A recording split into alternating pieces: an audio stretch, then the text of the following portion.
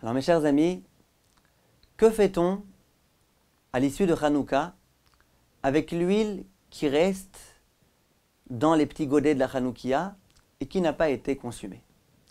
Il faut savoir que d'après la halakha, l'huile dont on s'est servi pour allumer la Hanoukia, elle a été réservée exclusivement à la mitzvah de l'allumage de la Hanoukia.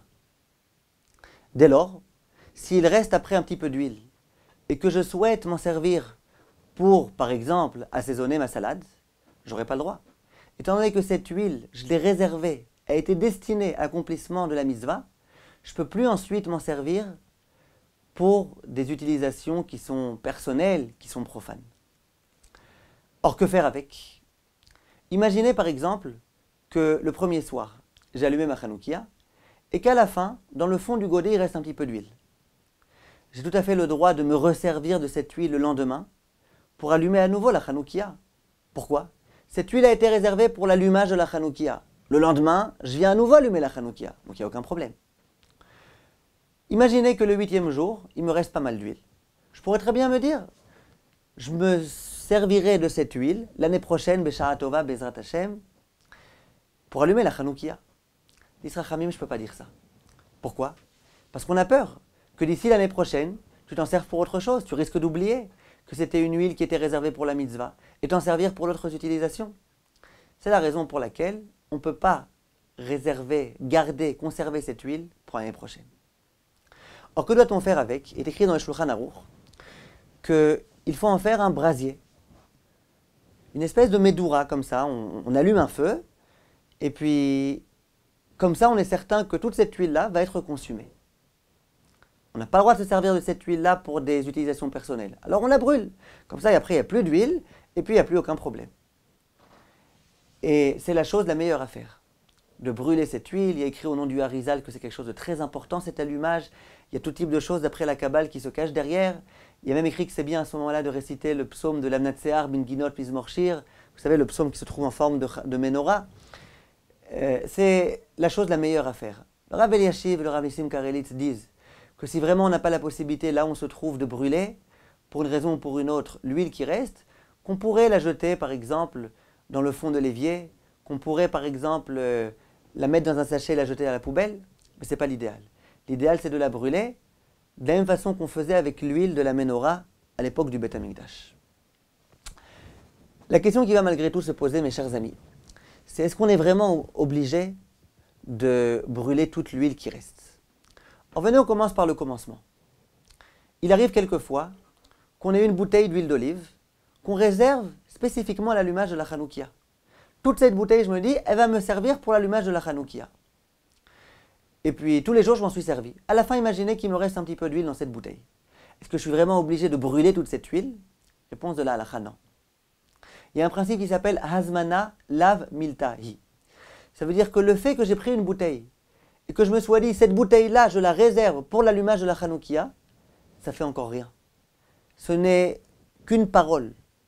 La parole ne confère encore en rien à cette huile-là un caractère de sainteté ou un caractère sacré. Donc cette huile-là, tant que j'ai fait que parler, il n'y a aucun problème. À quel moment une huile va être concernée par le problème dont je viens de parler? C'est à partir du moment où, en dehors d'avoir parlé, en dehors de l'avoir réservé, j'ai aussi allumé, j'ai aussi fait un acte d'allumer.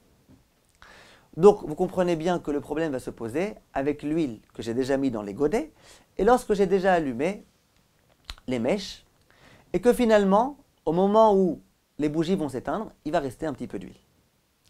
Alors là, j'aimerais vous dire la halakha stricte et la halakha qui est plutôt de l'ordre de la khumra.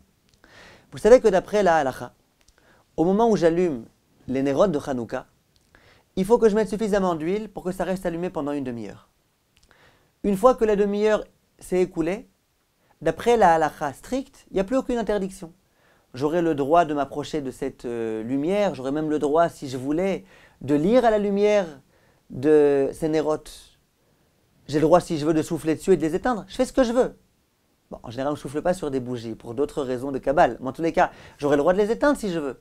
Parce que dès lors que c'est resté allumé pendant une demi-heure, c'est fini, j'ai le droit de faire ce que je veux avec. Donc d'après la halakha stricte, si effectivement mes bougies sont restées allumées pendant une demi-heure, et qu'ensuite, disons au bout de 3/4 d'heure par exemple, elles se sont éteintes, et bien l'huile qui reste, c'est plus une huile qui est sainte, puisque c'était plus la peine que la bougie reste allumée tellement de temps. Donc d'après la halakha stricte, si je sais que chaque soir, toutes les bougies sont restées allumées pendant une demi-heure, et bien l'huile qui reste, je ne suis pas obligé de la brûler. Je peux faire ce que je veux avec, je peux m'en servir si je veux pour assaisonner ma salade, pour reprendre cet exemple qui m'est tellement cher. Alors dans quel cas cette halakha aurait été dite? Elle aurait été dite dans le cas où j'ai allumé, j'ai mis suffisamment d'huile pour que ça reste allumé une demi-heure, mais pour une raison ou pour une autre, ça s'est éteint avant. Ça arrive parfois. Parfois, il y avait suffisamment d'huile pour une demi-heure, mais au bout de 10 minutes, la lumière s'est éteinte. Et d'après la halakha stricte, je me suis acquitté. Si jamais il y avait assez d'huile pour que la bougie reste allumée, que je ne l'ai pas exposée à un endroit où il y avait beaucoup de vent, et donc où à coup sûr ça allait s'éteindre, ou normalement ça n'aurait pas dû s'éteindre, mais que ça s'est éteint pour une raison ou pour une autre, eh bien, je n'ai pas besoin de la rallumer, la bougie, d'après la halakha stricte. Donc ça serait le cas. J'ai mis beaucoup d'huile, suffisamment pour une demi-heure, et puis au bout d'1/4 d'heure, les lumières se sont éteintes. Alors dans ce cas-là, vu qu'au moment où j'ai mis de l'huile, dans mon esprit, j'ai mis de l'huile pour une demi-heure, donc toute la dose d'une demi-heure a été exclusivement réservée à la mitzvah. Donc dans ce cas-là, d'après toutes les opinions, je vais devoir prendre cette huile-là et la brûler, parce que moi je ne savais pas que ça allait s'éteindre. C'est d'ailleurs la raison pour laquelle il y a une grande différence entre les bougies de Hanouka, par exemple, et le srach. Le srach, par exemple, le srach que je mets sur ma souka. Je m'en suis aussi servi pour une mitzvah. Comment ça se fait qu'après les jours de Sukkot, si je veux me servir de ce srach pour autre chose, j'ai le droit? On ne dit pas que c'est comme les bougies de Hanouka, il faut absolument faire un brasier, allumer un feu. Pourquoi? Quelle différence? La réponse est que depuis le début, je savais que ce srach me servirait que pendant les jours de Sukkot. Et je savais qu'ensuite, j'en aurais plus besoin.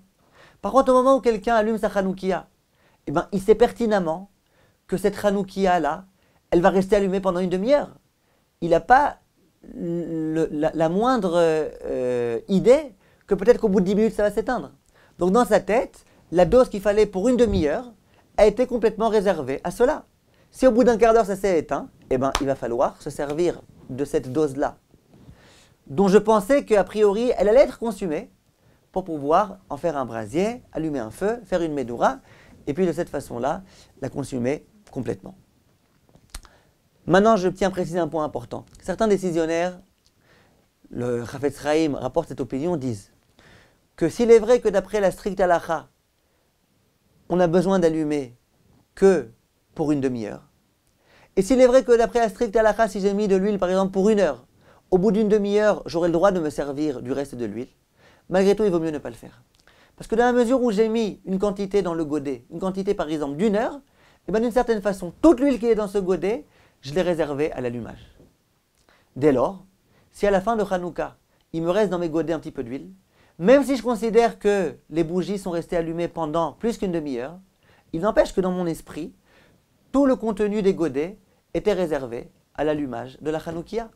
C'est la raison pour laquelle l'idéal, si on veut s'acquitter d'après toutes les opinions, c'est de prendre cette huile-là, qui reste, même si je suis certain que mes nérodes sont restés allumés pendant plus qu'une demi-heure, d'en faire un brasier, allumer ce feu, et puis de cette façon-là s'acquitter d'après toutes les opinions. Une personne qui ne souhaiterait pas le faire pour une raison ou pour une autre, elle aurait malgré tout un conseil. C'est que depuis le début, au moment où elle allume ses nérodes Hanouka, qu'elle dise « Moi, j'ai l'envie, l'intention de ne réserver à l'allumage de la Hanoukia uniquement l'huile nécessaire. L'huile qui est déjà de trop, l'huile qui va rester à la fin, je n'ai pas l'intention qu'elle soit réservée uniquement pour la Hanoukia. » Quel est le problème? Pourquoi l'huile elle devient réservée? Parce qu'on considère que l'homme, lorsqu'il allume, il a l'intention que toute l'huile soit réservée pour l'allumage. Mais si explicitement, depuis le début, je dis « je ne veux pas », je veux que uniquement l'huile qui sera consumée par la Hanoukia soit sainte d'une certaine façon. Mais le reste, non. Et bien là, il n'y a aucun problème et l'huile ne devient pas sacrée. Et donc, ce n'est pas la peine de faire ce brasier. Malgré tout, comme je vous ai dit, c'est bien de faire ce brasier. C'est une bonne coutume, c'est quelque chose de bien. Donc, je ne vois pas pourquoi on devrait chercher à faire à poser cette condition. Mais une personne qui, pour une raison ou pour une autre, sait qu'elle n'arrivera pas à faire ce brasier, sait que c'est compliqué, aller récupérer chaque goutte, qu'elle n'a pas le temps, je ne sais pas quoi, elle pourrait très bien poser cette condition et s'acquitter de cette façon-là. Kol tov, mes chers amis, et à très bientôt.